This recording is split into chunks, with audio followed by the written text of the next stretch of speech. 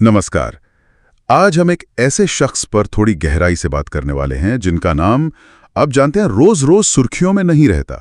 मतलब ना वो कभी मुख्यमंत्री बने ना प्रधानमंत्री। हाँ, लेकिन फिर भी उनका जिक्र बड़े सम्मान से होता है। रतन टाटा। बिल्कुल। और हमारे पास कुछ जानकारी हैं, कुछ अंश हैं रतन टाटा सादगी, सेवा और सपनों की कहानी से जुड़े हुए। तो आज इन्हीं के जरिए समझने की कोशिश करते हैं कि उनकी कहानी में क्या खास है। जी, और इन जानकारियों के आधार पर हम उनकी जो सादगी है या मुश्किल वक्त में उनका रवैया कैसा रहा, उनका एक बहुत बड़ा सपना था और उनका व्यापार करने का अंदाज, इन सब पर बात करेंगे जैसा इन स्रोतों में दिखता है। तो चलिए शुरू करते हैं। पहली बात जो बड़ी दिलचस्प लगती है, 600 करोड़ की कंपनी के मालिक जैसा कहा जाता है, लेकिन सफर करते हैं इकोनॉमी क्लास में। हाँ, ये बात सुनने में आती है और कहीं भी मतलब बड़े 5 सितारा होटल की जगह किसी छोटी सी चाय की टपरी पर दिख जाना, ये थोड़ा चौंकाता है ना। इसे क्या कहेंगे, सिर्फ सादगी? देखिए, जानकारी इसे सिर्फ सादगी नहीं कहते, बल्कि इसे एक तरह से जमीन से जुड़े रहने की सोच के तौर पर देखती है। अच्छा, जमीन से जुड़े रहना। हाँ, मतलब कि आप कितने भी ऊंचे पहुंच जाएं, अपनी जड़ें ना भूलें, अपनी असलियत ना भूलें।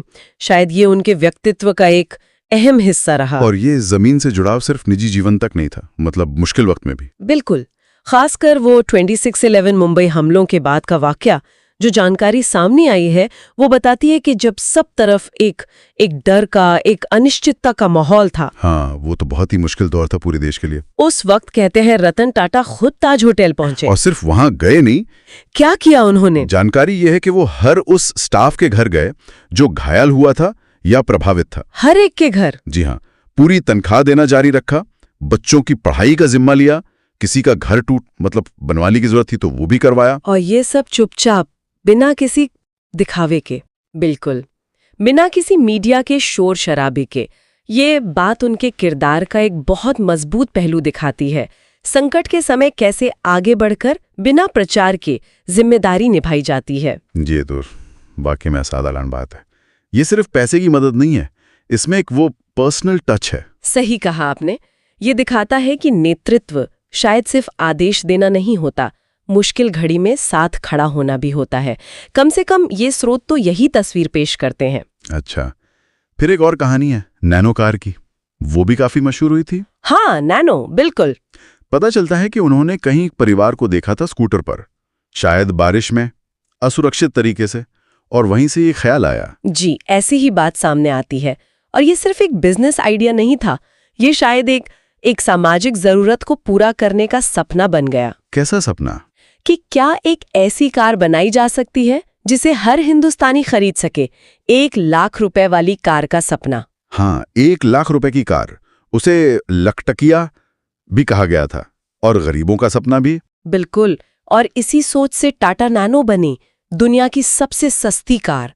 ये दिखाता है कि कैसे सहानुभूति से प्रेरित होकर भी बिजनेस किया जा सकता है। मतलब मुनाफे से पहले जरूरत को देखा गया। हाँ, इन विवरणों से तो यही लगता है कि एक सामाजिक जरूरत को पूरा करना प्राथमिकता थी। अच्छा, उनके व्यापार करने के तरीके पर भी कुछ बातें हैं, जैसे वो विज्ञापन टाटा टी का जागोरे। हाँ, जागोरे, और टाटा सॉल्ट का देश का नमक। ये सिर्फ चाय या नमक बेचने वाले विज्ञापन तो नहीं लगते थे। बिल्कुल नहीं। स्रोत इशारा करते हैं कि उन्होंने सिर्फ उत्पाद नहीं बेचा, उसके साथ एक जज्बा, एक भरोसा बेचा। भरोसा? हाँ, जैसे संदेश ये था कि पैसे से बड़ा होता है भरोसा, लोगों का विश्वास जीतना, मूल्यों पर आधारित बिजनेस बनाना। तो अगर हम इन सब बातों को जोड़कर देखें, जो जानकारी हमारे पास है, तो रतन टाटा ने सिर्फ एक इंडस्ट्री नहीं बनाई। नहीं, बिल्कुल नहीं।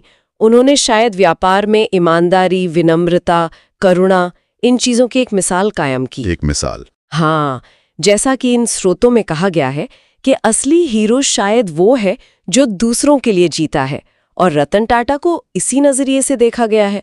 उनकी विरासत सिर्फ उनकी कंपनियों में नहीं है, बल्कि उन मूल्यों में है जो उन्होंने जिए। तो आज हमने इन उपलब्ध अंशों के आधार पर रतन टाटा की सादगी, संकट के समय उनकी प्रतिक्रिया, नैनो जैसा एक बड़ा सपना और व्यापार में मानवीय मूल्यों को पिरोने की उनकी कोशिशों पर एक नजर डाली। हाँ, और ये सारी बातें कहीं ना कहीं हमें सोचने पर मजबूर करती हैं कि असल में नेतृत्व का या प्रभाव का असली पैमाना क्या है। क्या है पैमाना? क्या ये सिर्फ पद है, या पैसा, या शोहरत, या फिर ये वो चुपचाप किए गए काम है, वो सिद्धांत है जो समाज पर एक गहरा, एक सकारात्मक असर छोड़ जाते हैं।